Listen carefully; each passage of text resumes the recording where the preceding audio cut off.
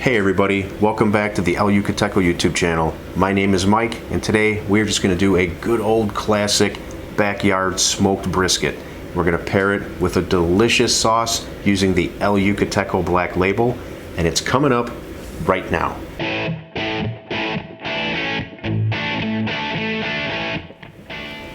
Once again, welcome back to the channel. If this is your first time here or you haven't subscribed yet, we would really appreciate it if you'd consider hitting that button down there and clicking the bell to get notifications anytime we release new content. Now, every good brisket recipe starts with a good rub. Our rub recipe will start with some coarse kosher salt, coarse ground black pepper, dehydrated garlic, dehydrated onion, and smoked paprika. Our rub is all set to go. Now, let me show you how to prep the brisket. So I have here a 7-pound brisket flat. There's two parts to a brisket. There's the flat and the point. Today we're just going to be cooking the flat. Now, pretty much everything I tell you today in terms of tips for cooking and trimming, this is going to apply whether you're doing a full packer brisket, which is the point and the flat, or just the flat. So let's start by looking at the top of this brisket flat. Now you can see we have some hard fats and some silver skin here. This is a very important part of the cook because we want to remove as much of this as we can to expose all that beautiful meat for our rub to stick to. That's where a lot of flavor comes from for your brisket, and it's also important in developing the bark. It's getting rid of some of these hard fats and silver skin so the rub can stick and form the beautiful bark. So let's go ahead and start trimming this top. All I want to do is very gently get rid of some of this hard fat and silver skin. As long as you have a good sharp knife, this process is pretty easy. Okay, and so we've gotten rid of most of the hard fat, most of the silver skin on the outside of this top area. This is going to give us a lot of surface area for our rub to stick to. I think most people find this trimming part is one of the more difficult parts of the cook. Don't sweat it, it's not that difficult. Just do your best. Get as much of that fat and silver skin off the top as you can without a lot of waste. Now let's look at the underside or the fat side of the brisket. Now on the fat side of the brisket, you do want to leave about a 1/4 inch. That's going to help render and keep the brisket juicy and moist throughout the cook, especially during the wrapping phase, which we'll get to a little bit later. And sometimes you'll purchase these and there'll be a huge layer of fat on the outside. This one's not too bad, so I'm really only going to have to do very minimal trimming here. There's just a larger area here in the center. I'm just going to take that down a little bit. Now if you have any excess pieces of fat around the outside like here, you can go ahead and remove that as well.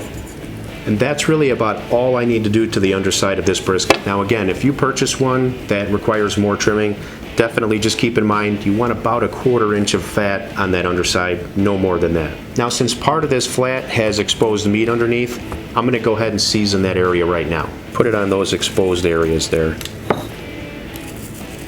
If you're wondering why I'm only doing the exposed area, it's because the rub is not going to stick to the fat area, so it makes no sense to season that or to put any rub on that. And when you're using a coarse rub like this, just remember as you apply it, just gently pat it in. Now we're going to flip this over and do the top side. Now these coarse seasonings are really going to help with bark development on the outside. That's one of the most important parts of a good brisket, is having a really good bark on the outside. It provides so much flavor and texture, and it's really what makes the brisket in a lot of ways. We're going to make sure we get our edges here. Now this rub recipe, as well as the sauce that we'll be making shortly, don't worry, I'm going to have all the details down in the description of this video, including all the cooking instructions. So if you lose yourself anywhere during the video, just go down to the description, click show more, or hit the arrow if you're on your phone. All the information will be there.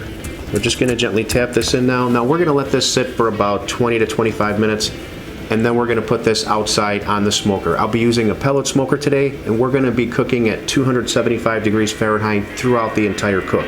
Now it's very chilly outside, so bundle up, and I'll meet you out there to get this brisket on the cooker.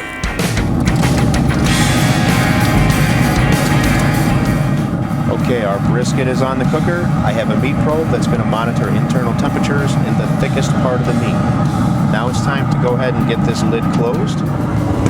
Now this first phase of the cook is critical because we want to let that bark develop on the outside of this brisket, and we also want to allow it to get smoked. So this is going to take a few hours to get through that first part. As soon as we achieve that bark on the outside that we're looking for, that's set, that doesn't move, it'll be time to wrap. Typically that's going to happen between 160 and 170 degrees Fahrenheit internal temperature, but every piece of meat's a little bit different, so we just have to play it by ear. And remember, we're always cooking to temperature and tenderness, not time. So just enjoy the outdoors while you wait it out. For now, I'm just going to continue to monitor this until that bark is set. This is a 7-pound brisket flat, so it's going to take a little while. I'll bring you back at that next phase, and I'll show you where we go from there.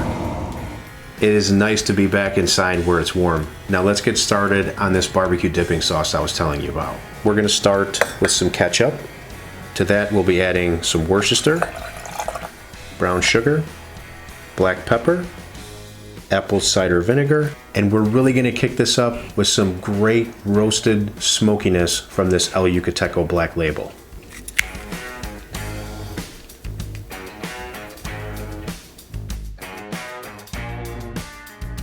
Now that it's mixed together, we're just going to get this on the stove and simmer it on a very low heat for just a short time to get everything incorporated.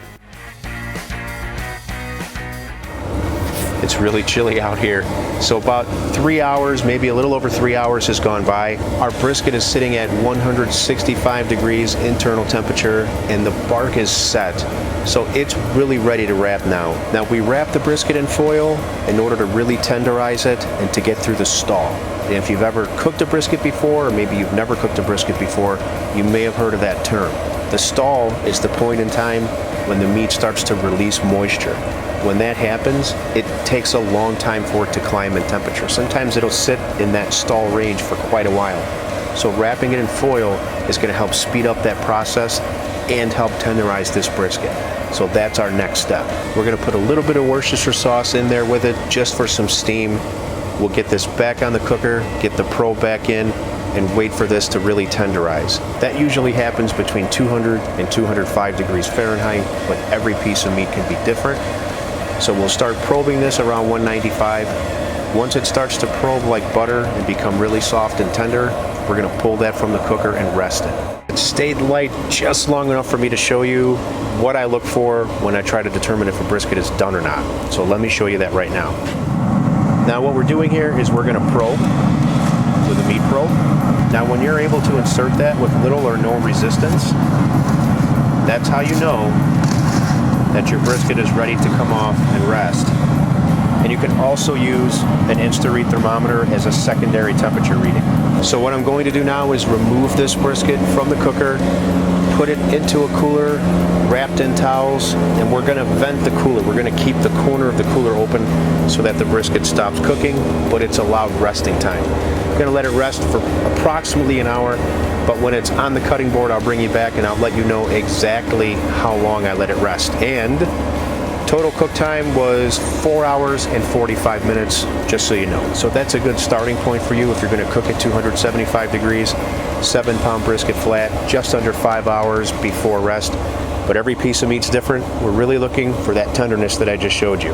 I'll see you inside when we get this on the cutting board, ready to slice. We're inside, the brisket's here on the board. We let it rest for about an hour and 15 minutes. So total cook time was right around 5 hours, adding in a little bit of rest. So about 6.5 hours is what this took. Our sauce, by the way, turned out fantastic. Just a beautiful, beefy type flavor, sweet, savory, and that El Yucateco really gave it a nice little kick. So now we just want to slice this up, do a taste test. Our grain is running this way, so we're going to be making slices this way across the grain. Now you can see our bark held up. You can see the fibers in the meat. This is nice and tender, and we've also got a beautiful smoke ring here. Pulls apart very easily. Now for a taste test. We're going to go without the sauce first. Cheers, everybody. That is so delicious. Brisket has such a beefy flavor. It's always a treat. Let's try some with our sauce. And you can see the pepper in that sauce. Let's go ahead and give this a try. Wow, that's good. This homemade barbecue sauce just takes it over the top, adding some sweet and some savory notes, and the kick from the El Yucateco just carries through to the very end. Delicious recipe. This is one you've got to try at home. So I hope you learned something today about cooking brisket. Thank you very much for your time. I appreciate you hanging out with me, and I'll see you on the next video.